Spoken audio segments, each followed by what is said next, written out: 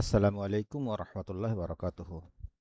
সুপ্রিয় দর্শক মণ্ডলী ও আমার প্রাণপ্রিয় ছাত্রছাত্রীরা, আশা করি সকলে ভালো আছেন। আলহামদুলিল্লাহ, আমিও অনেক ভালো আছি। আজকে যে বিষয়টি আমি শেখানোর চেষ্টা করব, দেখানোর চেষ্টা করব, সেটি হচ্ছে header and footer. Header and footer, page number.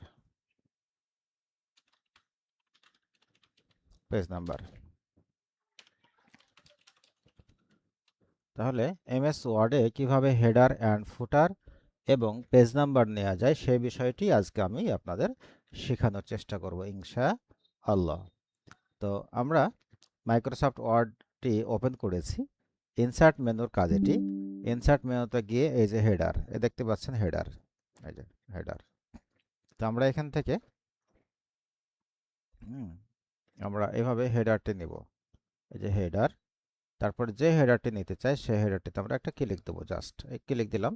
হ্যাঁ, এখানে আমরা ডকুমেন্ট টাইটেলটা আমরা লিখে দেবো, যেমন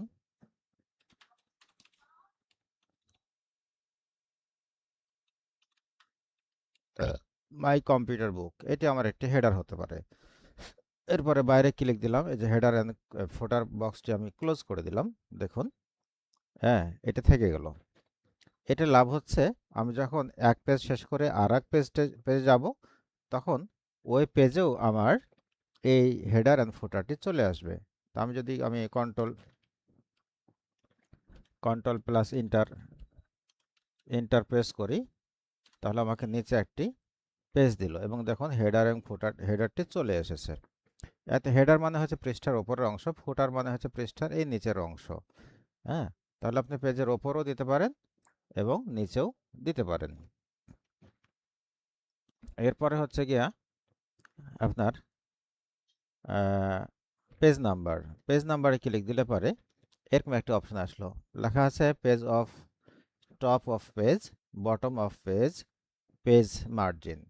আমরা মনে করুন আমরা টপে দিতে চাই, ওপরে। এখন টপে দিতে গেলে আমি লেফট, সেন্টার, রাইট কোথায় দিব সেটা এখানে দেখাচ্ছে। এখানে আরও অনেকগুলো অপশন দেখাচ্ছে। যে কোনো অপশন যেটা আপনার পছন্দ হয় সেই অপশনটিতে আপনি ক্লিক দেবেন। আচ্ছা, আমি মনে করুন আমি এই মাঝেরটাতেই ক্লিক দিলাম, এই যে সেন্টার মোডেই, প্লেন নাম্বার 2, এখানে ক্লিক দিলাম। দেখুন 2 নাম্বার চলে এসেছে। এখন আমরা কি শুধু পেজ নাম্বার দেব নাকি বইয়ের নামও দেব?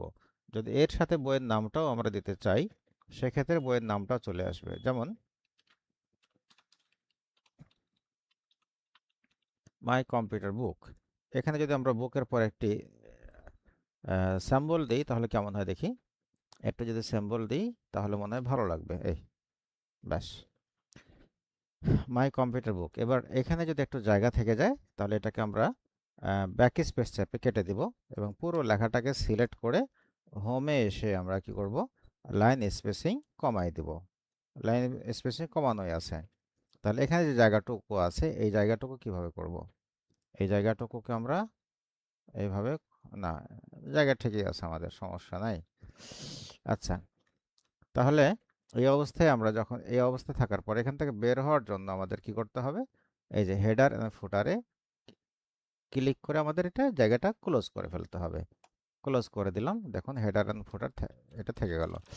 এখন এক লাইন থেকে আরেক লাইনে যাব বা এক পেজ থেকে আরেক পেজে যাব, আমরা তার জন্য কন্ট্রোল চাপে এন্টার প্রেস করব।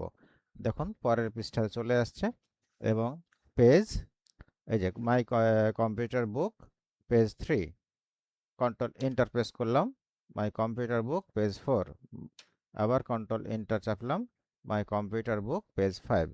এইভাবে আমরা যতগুলো পেজ আমরা লিখব, প্রতিটা পেজেই এভাবে পেজ নাম্বারটি চলে যাবে, অটোমেটিক চলে যাবে, আমাদের টেনশন করা লাগবে না।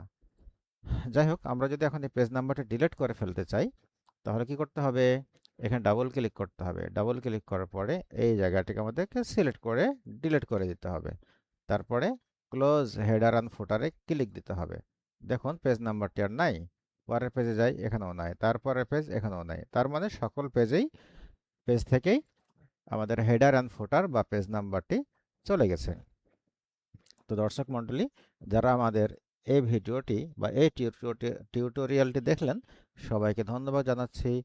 হ্যাঁ, এবং যারা একেবারে নতুন আমাদের চ্যানেলে দয়া করে আমাদের চ্যানেলটি সবাই সাবস্ক্রাইব করে দেবেন। সবাইকে ধন্যবাদ এবং মোবারকবাদ জানিয়ে আমার কথা, আমার ক্লাস এখানে শেষ করছি। আসসালামু আলাইকুম ওয়া রাহমাতুল্লাহি ওয়া বারাকাতুহু।